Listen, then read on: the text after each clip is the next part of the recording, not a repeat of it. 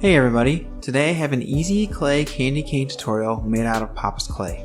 All you need is some red and white clay along with a little candy cane cutter to get started.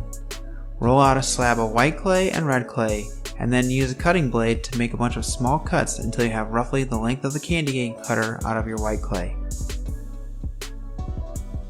Then make a bunch of smaller cuts with your red clay. You don't need nearly as many, and you should also make the red cuts much smaller and thinner than the white. Then start to put the red and white slices together until you get a big enough piece that you can use.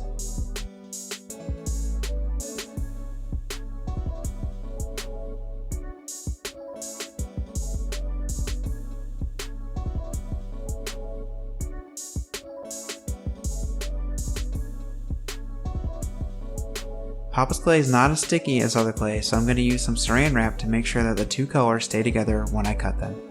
I'm going to push the clay cutter into the saran wrap, and you can see that the edge is nice and sharp, so it's giving me a super clean cut. And that's it for this tutorial.